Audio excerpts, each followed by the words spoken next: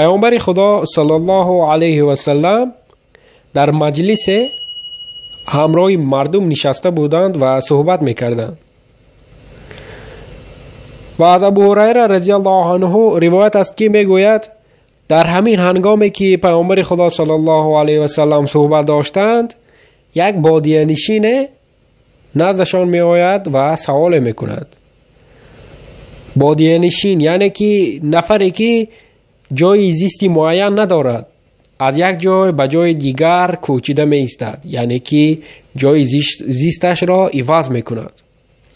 می گوید این بادیه نشین آمد و سوال کرده با سوال خود از پیامبر خدا صلی الله علیه و سلم پرسان شد که قیامت چه وقت است؟ یعنی که گفت که قیامت کی می شود؟ پیامبر خدا صلی الله علیه و سلم آن دم با جواب این یگان چیزی نگفتند به آن مرد بادیه نشین، که چیزی نگفتند و به سخن خود ادامه دادند. هنگامی که مردم این حالت را دیدند، دو گروه پیدا شد بین مردم. گروه اول می گفت که رسول خدا صلی الله علیه و سلم جواب این شخص را به همان خاطر ندادند که پیامبر خدا صلی الله علیه و سلم سوال او را فهمیدند، لیکن از سوال او بدشان آمد و خشمگین شدند و به همین خاطر به سوال او جواب نگفتند. گروه دیگر باشد می گفتند که نخیر، سوال را نشنیدند. شاید که پیامبر خدا صلی الله علیه و سلم، آنها می گفتند که شاید که پیامبر صلی الله علیه و سلم سوال این مرد را نشنیدند و از همین خاطر بود که با او جواب ندادند و به سخن خود ادامه می دادند.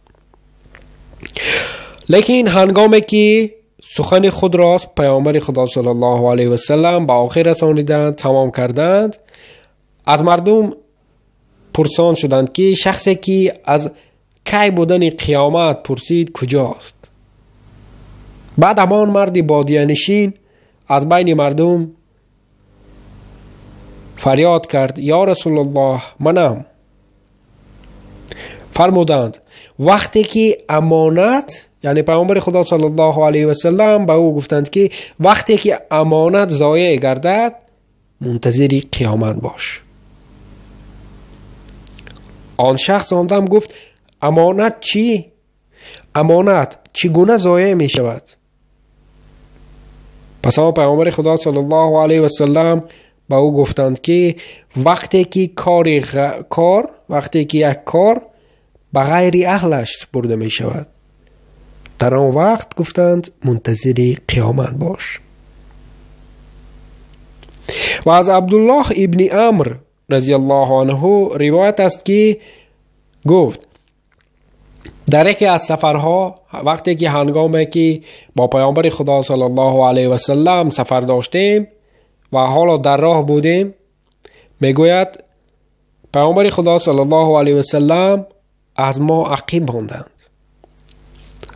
و هنگامی میگوید که وقتی که ما ایستادیم و پیامبر خدا صلی الله علیه و سلم به ما رسیدند، یعنی که تا آنجایی که ما ایستاده بودیم آمدند، آن دم میگوید الکی وقتی نماز فرا رسیدگی بود و ما آنچنان طهارت میکردیم از سراسیمگی که گویا به پایهای خود، گویا که پایهای خود را محض میکشیدیم، یعنی که آنها سراسیمه بودند و پایهای خود را با حضور نمیشستند، گویا که محض کرده باشند. بعد پیامبر خدا صلی الله علیه و سلم هنگامی که این حالت را دیدند با آواز بلند به آنها فرمودند عذاب دوزخ بر کسانی است که عقب پایهای آنها خشک مانده باشد.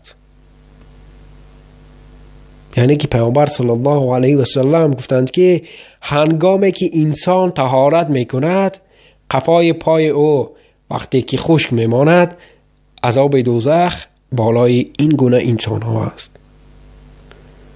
با همین سخن را آندم پیامبر خدا صلی الله علیه و سلم 2 و یا 3 بار با آنها تکرار کرده.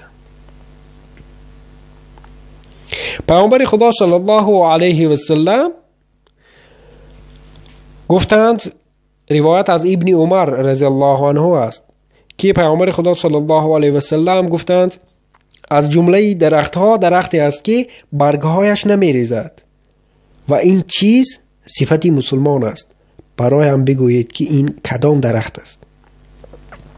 یعنی پیامبر خدا صلی الله علیه و سلم گفتند که درخت موجود است که برگهای او نمیریزد، برگهای همین درخت نمیریزد و همین صفتی مسلمان را این انعکاس میکند. و از مردم پرسان شدند که بگویید که این کدام درخت است. مردمان درختان دشت و صحراها به ذهن خود می آوردند، درختانی که در دشتها و صحراها می رویدند در خشکی ها. عبدالله می گوید وقت من فکر می کردم که شاید این درخت خرما باشد، ولی شرم کردم که چیزی بگویم. مردم آن دم گفتند یا رسول الله، شما به ما بگویید که این کدام درخت است.